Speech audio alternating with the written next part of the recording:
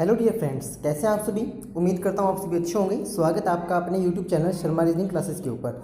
दोस्तों, आज की इस वीडियो के अंदर हम लोग बात करेंगे एपीजे अब्दुल कलाम की जीवनी यानी कि उनकी बायोग्राफी के बारे में, यानी कि biography of APJ Abdul Kalam. दोस्तों, एपीजे अब्दुल कलाम का पूरा नाम अब्दुल पाकिर जैनुल अलाउद्दीन अब्दुल कलाम था। एपीजे अब्दुल कलाम एक ऐसी शख्सियत जो युवाओं के लिए प्रेरणा के स्रोत बने और विज्ञान के क्षेत्र में उभर कर सामने आई। तो चलिए एपीजे अब्दुल कलाम के बारे में हम इस वीडियो में पढ़ते हैं। दोस्तों, एपीजे अब्दुल कलाम का जन्म 15 अक्टूबर 1931 को रामेश्वरम तमिलनाडु में हुआ और उनकी मृत्यु 27 जुलाई 2015 शिलोंग मेघालय के अंदर हुई। एपीजे अब्दुल कलाम भारत के पूर्व राष्ट्रपति के रूप में कार्य कर चुके थे और वो एक वैज्ञानिक और इंजीनियर के तौर पर उन्होंने काफ़ी अनुसंधानों के अंदर कार्य किया। डॉक्टर एपीजे अब्दुल कलाम एक प्रख्यात भारतीय वैज्ञानिक और भारत के 11वें राष्ट्रपति थे और उन्होंने शिक्षण, लेखन और सार्वजनिक स्थानों इत्यादि सेवाओं में अपना उल्लेखनीय कार्य किया। 1998 के पोखरण द्वितीय परमाणु परीक्षण में भी उन्होंने अपनी महत्वपूर्ण भूमिका निभाई। तो इस तरह एक मुख्य वैज्ञानिक और एक भारतीय राजनेता के रूप में उभर कर आए डॉक्टर एपीजे अब्दुल कलाम और उन्होंने मिसाइल के क्षेत्र में भी काफ़ी कार्य किए। इसी कारण उन्हें मिसाइल मैन भी कहा जाता है, यानी कि मिसाइल मैन ऑफ इंडिया। दोस्तों, भारत के राष्ट्रपति और एक मिसाइल मैन के रूप में उन्होंने भारत को अनेकों छवियां और अनेकों प्रतिष्ठान दिए। उन्होंने भारत को अनेकों सम्मान दिए। इसी कारण उन्हें भारत सरकार द्वारा अनेकों पुरस्कारों से और अनेकों सम्मानों से नवाजा गया। तो दोस्तों, ये हैं एपीजे अब्दुल कलाम, जिन्हें भारत सरकार ने पद्मश्री भी दिया। अगर हम बात करें उनकी शुरुआती जीवन की, तो उनके पिता जैनुल अलाउद्दीन एक नाविक थे और उनकी माता अशीअम्मा एक गृहिणी थी। ये जो आप फोटो के अंदर देख रहे हैं, ये उनके पिताजी हैं और ये उनकी माताजी हैं। इनकी माताजी का नाम अशीअम्मा और उनके पिताजी का नाम जैनुल अबिदीन था। जैनुल अबिदीन एक नाविक थे, इसलिए वो अपने घर गृहस्थी काफ़ी मुश्किल से चला पाते थे। इसीलिए doctor APJ Abdul Kalam school के बाद अपना समय अखबारों को बेचने में व्यतीत करते थे और अखबारों से जो पैसे मिलते थे उससे अपने घर का गुजारा और अपनी शिक्षा का कर चुकाते थे, यानी कि अपनी शिक्षा के ऊपर लगाते थे, जैसे कि किताबें खरीदना, पेन पेंसिल खरीदना इत्यादि। लेकिन डॉक्टर कलाम के दिमाग में बचपन से ही काफ़ी जागरूकता थी। वो बचपन से ही अलग अलग आइडियाज़, अलग अलग विचार अपने दिमाग में लाते रहते थे। उन्होंने तमिलनाडु के रामनाथपुरम स्नातक मेडिकल कॉलेज में उन्होंने एक भाषण दिया और उसके बाद उन्होंने सेंट जोसेफ कॉलेज के अंदर इंजीनियरिंग में दाखिला लिया। 1954 में भौतिक वैज्ञानिक में उन्होंने स्नातक किया, भौतिक विज्ञान यानी कि फिजिक्स के अंदर। और उसके बाद उन्होंने एरोस्पेस इंजीनियरिंग की शिक्षा ग्रहण की MIT मद्रास से, जिसका नाम है मद्रास इंस्टीट्यूट ऑफ टेक्नोलॉजी। 1960 में कलाम ने मद्रास इंस्टीट्यूट ऑफ टेक्नोलॉजी से इंजीनियरिंग की पढ़ाई पूरी की। उसके बाद भारत के अंतरिक्ष और रक्षा अनुसंधान वैज्ञानिक के रूप में उन्होंने कार्य किया।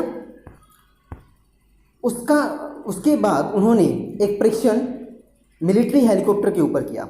उनके करियर की शुरुआत एक मिनी मिलिट्री हेलीकॉप्टर यानी कि आर्मी हेलीकॉप्टर से शुरू हुई थी। डॉक्टर एपीजे अब्दुल कलाम ने भारतीय अंतरिक्ष संगठन अनुसंधान, इसरो, DRDO इत्यादि के लिए महत्वपूर्ण कार्य किए और उसके बाद उन्हें पंडित जवाहरलाल नेहरू, भारत के पूर्व प्रधानमंत्री पंडित जवाहरलाल नेहरू द्वारा संचालित ISRO, Indian Space Research Organisation के अंदर उन्हें सदस्यता दी गई। 1960 में कलाम ने मद्रास इंस्टीट्यूट ऑफ टेक्नोलॉजी से इंजीनियरिंग की पढ़ाई पूरी की और वो पढ़ाई एरोस्पेस इंजीनियरिंग के अंदर थी। इसी कारण उन्हें इसरो यानी कि ISRO, Indian Space Research Organisation के अंदर मिसाइल के रूप में उन्हें निर्देशक का कार्य दिया गया और उसी समय भारत की मिसाइल लॉन्च हुई और उसी समय देश का पहला उपग्रह रोहिणी 1980 में भारत की कक्षा में स्थापित किया गया पृथ्वी के बाहर। कलाम ने अनेकों सैटेलाइट्स का प्रशिक्षण किया और वो DRDO में कार्य करते रहे, लेकिन उन्हें DRDO में काम करने में संतुष्टि नहीं मिल रही थी। उन्हें काम करने में वो मज़ा नहीं आ रहा था जो वो चाहते थे। इसलिए उन्होंने मुलाकात उस समय के प्रख्यात वैज्ञानिक विक्रम साराभाई से की, जो उस समय इसरो यानी कि इंडियन स्पेस रिसर्च ऑर्गेनाइजेशन के अंदर कार्यरत थे। विक्रम साराभाई के साथ मिलकर उन्होंने एक प्रोजेक्ट बनाया जो कि मिसाइल के था, और मिसाइल का प्रोजेक्ट बनाया और उस मिसाइल का सफलतापूर्वक प्रशिक्षण भी किया। और अब वो इसरो के अंदर आ चुके थे और अब उन्हें लगने लगा था कि जो कार्य उन्हें संतुष्टि देता है वो यही कार्य है, यानी कि एरोस्पेस इंजीनियरिंग का कार्य। 1963 से 1964 के दौरान उन्होंने अमेरिका के अंतरिक्ष संगठन नासा की भी यात्रा की। 1974 में पोखरण में परमाणु परीक्षण देखने के लिए भी उन्हें बुलाया गया था। डॉक्टर एपीजे अब्दुल कलाम का पोखरण प्रशिक्षण और पोखरण परीक्षण काफ़ी महत्वपूर्ण चर्चित रहा। उसके बाद भारत सरकार ने महत्वाकांक्षी integrated guided missile development programme का प्रारंभ भी उन्हीं की देखरेख में किया। इंटीग्रेटेड गाइडेड मिसाइल प्रोग्राम का प्रारंभ डॉक्टर एपीजे अब्दुल कलाम की देखरेख में किया गया और इसका उन्हें हेड कमांडेंट ऑफिसर और उन्हें निर्देशक बनाया गया तथा अध्यक्ष भी बनाया गया। और उसी समय देश की मिसाइलें जैसे कि अग्नि, पृथ्वी इत्यादि इसी परियोजना के अंतर्गत लॉन्च की गई थी भारतीय कक्षाओं में। जुलाई 1992 से लेकर दिसंबर 1999 तक डॉक्टर कलाम भारत में प्रधानमंत्री के वैज्ञानिक सलाहकार के रूप में कार्यरत रहे।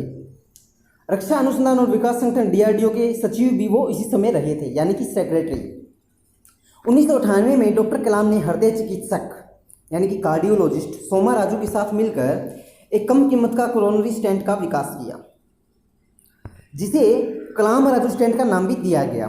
और ये मेडिकल क्षेत्र में, चिकित्सा क्षेत्र में एक महत्वपूर्ण और अहम भूमिका वाली खोज थी। 25 जुलाई 2002 को भारत के 11वें राष्ट्रपति के रूप में डॉक्टर एपीजे अब्दुल कलाम ने शपथ ली और उन्होंने भारत के कुछ पहलुओं को अपना मुद्दा बनाया तथा इस समय उन्होंने भारत में शिक्षण, लेखन और सार्वजनिक सेवाओं जैसे संस्थानों में और इन कार्यों में रुचि लेना प्रारंभ किया।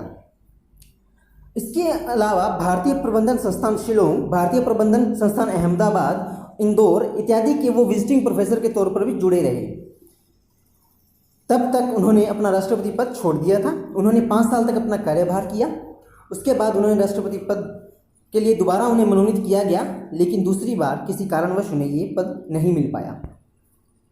इसके अलावा उन्होंने भारतीय विज्ञान संस्थान बेंगलोर के fellow, Indian institute of space science and technology, भारतीय प्रौद्योगिकी संस्थान हैदराबाद इत्यादि की उन्हें उपाधि दी गई। इत्यादि में वो एज ए विजिटिंग प्रोफेसर जुड़े रहे।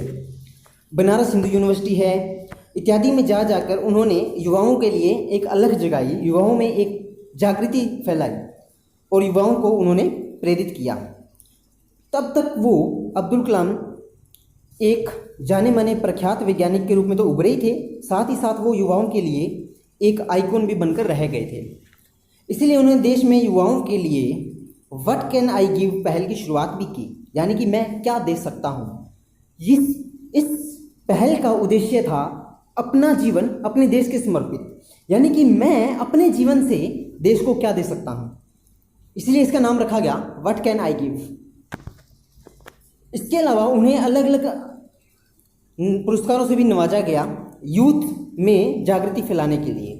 जो पुरस्कार थे MTV youth icon of the year award. और इसी कारण 2012 के अंदर उनके ऊपर, उनकी जीवनी के ऊपर, उनके जीवन गाथा के ऊपर एक फिल्म यानी कि एक मूवी आई थी जिसका नाम था आई एम कलाम, जो टोटली डॉक्टर APJ अब्दुल कलाम की जीवनी पर आधारित थी, जो कि 5 अगस्त को लॉन्च यानी कि रिलीज हुई थी। और ये मूवी राजस्थान के अंदर जैसलमेर से शूट की गई थी।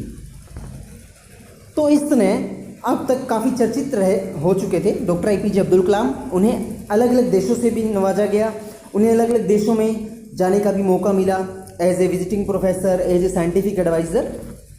और उनके ऊपर काफ़ी पुस्तकें भी लिखी गई, जैसे India 2020, a vision for the new millennium, wings of fire, an autobiography, ignited minds, unleashing the power within India, mission India, indomitable spirit इत्यादि। तो दोस्तों ये थे पुस्तकों के नाम जो डॉक्टर APJ अब्दुल कलाम जी के ऊपर लिखी गई थी। तो ये पुस्तकें सारी की सारी उनकी जीवनी और उनकी रिसर्चेस को बयान करती थी। उसके बाद एक शिक्षण संस्थान में भाषण देते हुए डॉक्टर APJ अब्दुल कलाम की दिल का दौरा पड़ने से उनकी मृत्यु हो गई थी। 27 जुलाई 2015 को वो इस दुनिया को अलविदा कह चले। युवाओं के लिए यूथ बनकर रहने वाले अब्दुल कलाम अब इस दुनिया में नहीं रहे थे। ये दिन पूरे देश के लिए नम आंखों भरा दिन था और इस दिन अब्दुल कलाम ने अपना सर्वोच्च शव त्याग दिया था। उनकी मृत्यु उनकी इच्छा स्वरूप हुई। उनकी इच्छा थी कि मैं जब पढ़ा रहा हूँ, शिक्षा के बारे में जागृति फैला रहा हूँ, तभी मुझे मृत्यु की प्राप्ति हो, और ऐसा ही हुआ। तो दोस्तों, अब्दुल कलाम इस दुनिया में नहीं रहे, लेकिन उनकी जगाई हुई अलख आज भी युवाओं के अंदर है। आज भी उन स्टूडेंट्स के अंदर, छात्रों के अंदर उनकी जगाई हुई वो शिक्षा की अलख, वो प्रगति की राह आज भी उनके अंदर समाई हुई है। दोस्तों, अगर हम बात करें उनकी उपलब्धियों की, तो उनकी उपलब्धियां बयां करते करते हमारे पास शब्द भी कम रह जाते हैं। हम यूँ कह सकते हैं कि उन्हें हर साल यानी कि प्रत्येक वर्ष किसी न किसी पुरस्कार से तो नवाजा गया था। जैसे यहाँ पे मैं कुछ पुरस्कार उनके बताता हूँ। 1981 में भारत सरकार द्वारा उन्हें पद्म भूषण से नवाजा गया। 1990 में फिर भारत सरकार द्वारा उन्हें पद्म विभूषण से नवाजा गया। उसके बाद उन्हें इंस्टीट्यूट ऑफ डायरेक्टर्स की उपाधि दी गई। उसके बाद उन्हें 1997 में भारत सरकार द्वारा भारत रत्न भी प्रदान किया गया। 1997 में फिर उन्हें राष्ट्रीय एकता के लिए इंदिरा गांधी पुरस्कार से नवाजा गया। 1998 में उन्हें वीर सावरकर पुरस्कार भारत सरकार के द्वारा नवाजा गया। 2000 के अंदर रामानुजन पुरस्कार अल्वर्स रिसर्च सेंटर चेन्नई से उन्हें नवाजा गया। 2007 के अंदर साइंस की मादर डॉक्टरेट की उपाधि उन्हें वोल्वरहैम्पटन विश्वविद्यालय ब्रिटेन से दी गई। 2007 में फिर चार्ल्स द्वितीय पदक रॉयल सोसाइटी के द्वारा उन्हें नवाजा गया ब्रिटेन के अंदर। 2008 के अंदर उन्हें डॉक्टर ऑफ इंजीनियरिंग नौनियांग प्रौद्योगिकी विश्वविद्यालय सिंगापुर से नवाजा गया। 2009 के अंदर उन्हें कैलिफोर्निया प्रौद्योगिकी संस्थान से भी नवाजा गया और वहाँ पे उन्हें एक मुख्य अतिथि के तौर पर भी बुलाया गया। 2009 के अंदर हूवर मेडल एएसएमई फाउंडेशन संयुक्त राज्य अमेरिका द्वारा उन्हें दिया गया। 2009 के अंदर फिर मानद डॉक्टरेट ऑकलैंड विश्वविद्यालय की उपाधि उन्हें दी गई।